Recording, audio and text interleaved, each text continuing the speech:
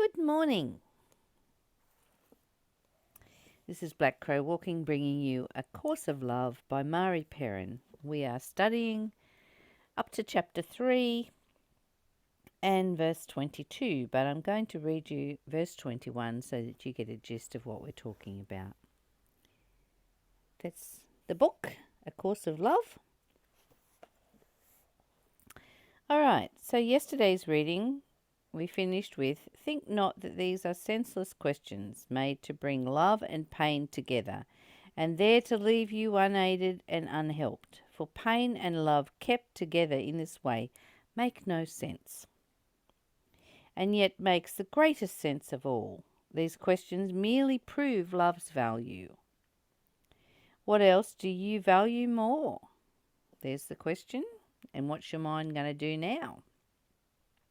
Your thoughts might lead you to a dozen answers, more for some and less for others. Your answers depending on the tenacity of your thoughts, which led by your ego would throw logic in love's way. Some others might use their thoughts in yet another manner, claiming to choose love and not pain, when what they really choose is safety at love's expense. In some ways, I think that's what I do. I choose safety at love's expense.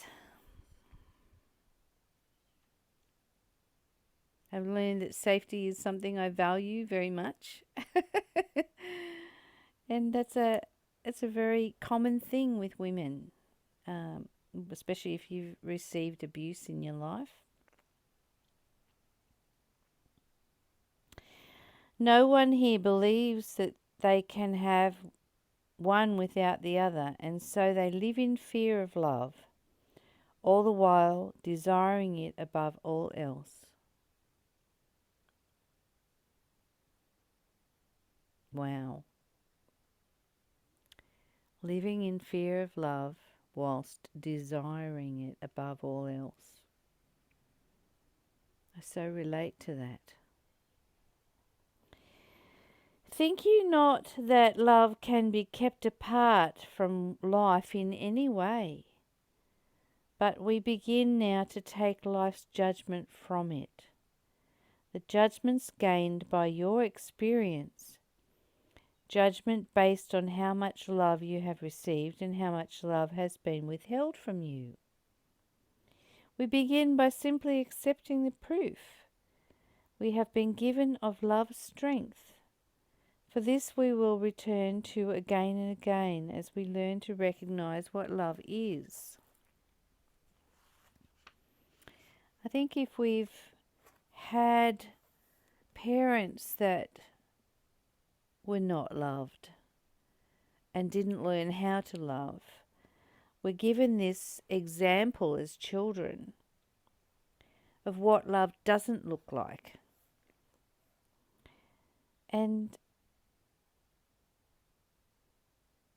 there's so many damaged people walking around. We're all looking for love. And yet all we offer is the damagedness. I want to suggest to you today, there's another way to do this.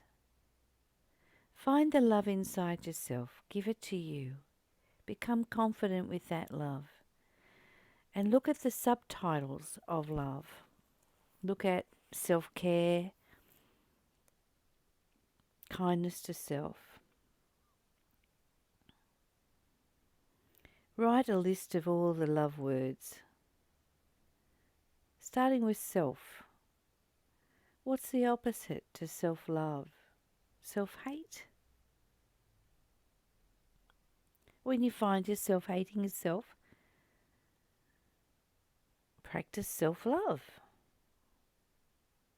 When you're unkind to yourself, practice kindness.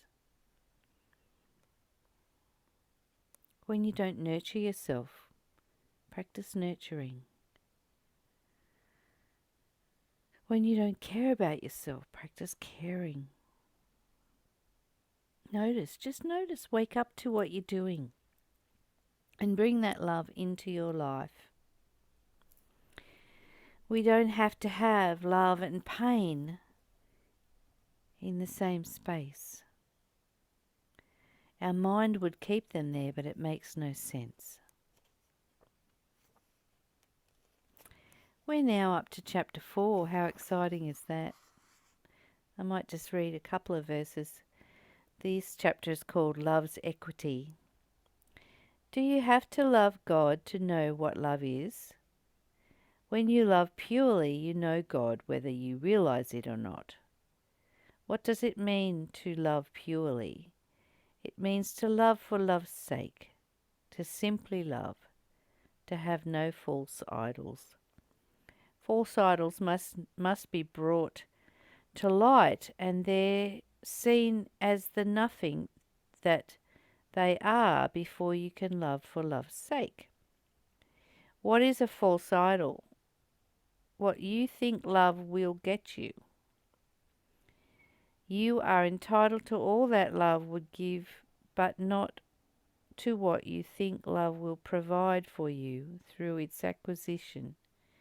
This is a classic example of not recognizing that love is. This is very powerful stuff, because a lot of people go into relationships or look for qualities in relationships for what they can get. A house, you're not really getting a house, you're getting a mortgage, darling. What can we get? Look at the dating sites and you see all these qualities that you're going to get from the other person. And they're all false. False idols. False love is false idols are a false love. What you think love will get you. So I'll read that first verse again. Do you have to love God to know what love is? When you love purely, you know God whether you realize it or not.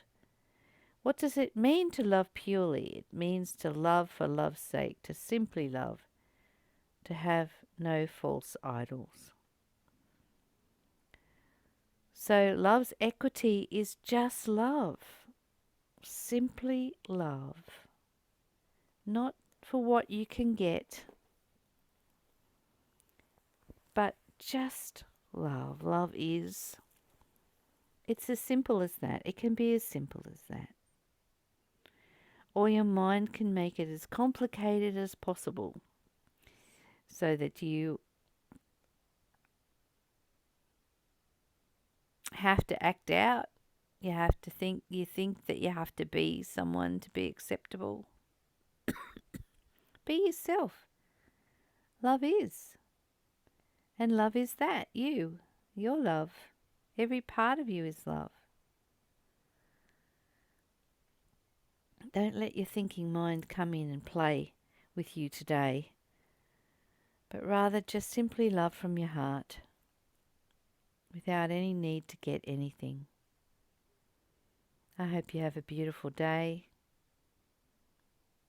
Blessings. Bye for now.